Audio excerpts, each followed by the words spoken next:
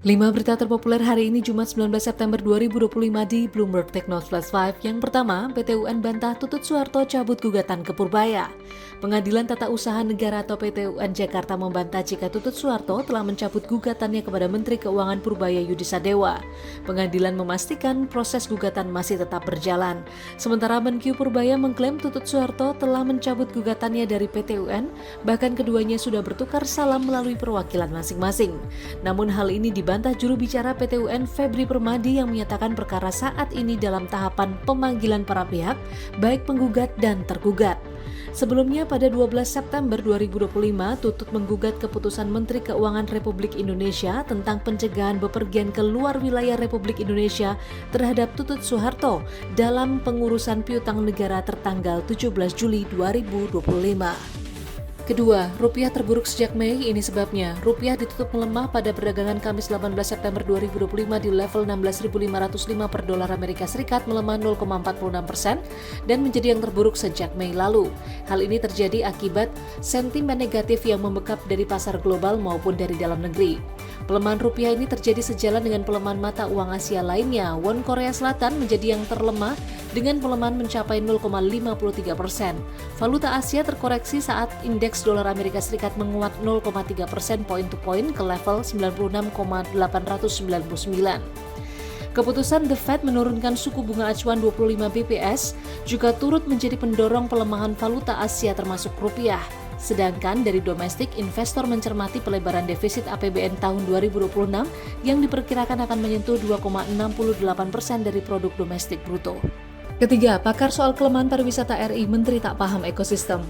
Pengamat pariwisata Azril pada Kamis 18 September 2025 menyatakan kelemahan pariwisata Indonesia disebabkan ketidakpahaman pemangku kebijakan terhadap konsep ekosistem pariwisata. Adapun konsep ekosistem pariwisata menurutnya ialah lingkungan biotik atau flora dan fauna, lingkungan abiotik atau tanah, udara dan mineral, serta manusia dan budaya. Secara tegas, Azril menyesalkan penolakan Menteri Pariwisata Widianti Wardana terhadap rancangan perubahan Undang-Undang Pariwisata yang disusun sejumlah pakar bersama mantan Menteri Pariwisata Arief Yahya. Menurut Azril, rancangan undang-undang tersebut sudah final sejak periode DPR sebelumnya, namun karena pergantian parlemen maka tertunda disahkan. Azril menambahkan, selain berbasis ekosistem, rancangan undang-undang juga mewajibkan adanya manajemen resiko dan mitigasi dalam setiap program pariwisata. Yang menegaskan rancangan undang-undang ini merubah banyak hal terkait pariwisata, bukan hanya perubahan kalimat. Keempat, S&P 500 hingga Nasdaq mencatat rekor baru efek suku bunga AS turun. Sehari setelah The Fed melakukan pemangkasan suku bunga pertama tahun ini, saham S&P 500, Nasdaq 100, Dow Jones Industrial Average, dan Russell 2000 menyentuh rekor tertinggi sejak November 2021. Pelonggaran kebijakan The Fed jadi faktor pendorong bagi investor optimis atau bull saham saat valuasi tinggi melawan tren musiman yang cenderung melemah. Dalam 75 tahun terakhir, S&P 500 rata-rata turun 0,7% pada bulan September, menurut LPL Financial. Namun indeks tersebut naik lebih dari 2,5% bulan ini. Sekitar 320 saham di S&P 500 naik dipimpin sektor teknologi, kemudian Nasdaq 100 naik 1%.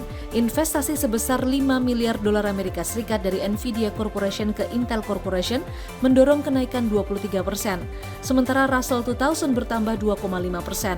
FedEx Corporation pada perdagangan malam dapat mengembalikan proyeksi laba setahun. Fawad Razaksada dari City Index dan Forex.com menyatakan rally ini dianggap rentan jika kepercayaan investor goyah di saat momentum teknologi melemah.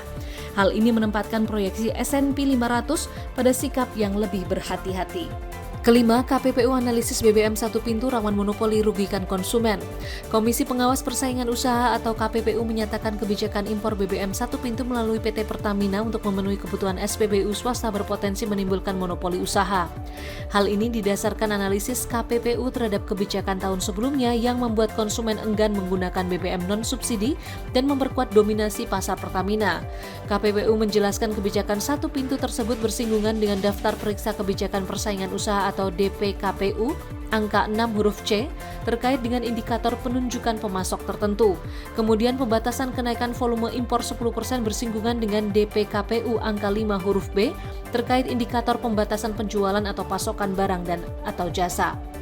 Selain itu, KPPU menyebut pembatasan impor berdampak terhadap alokasi volume impor BBM Badan Usaha atau BU swasta hanya di kisaran 7.000 hingga 44.000 kiloliter. Sementara PT Pertamina Patraniaga mendapatkan volume impor sekitar 613.000 kiloliter.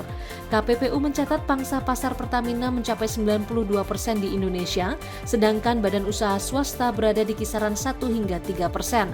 Hal ini menggambarkan struktur pasar yang terkonsentrasi dan tidak berimbang.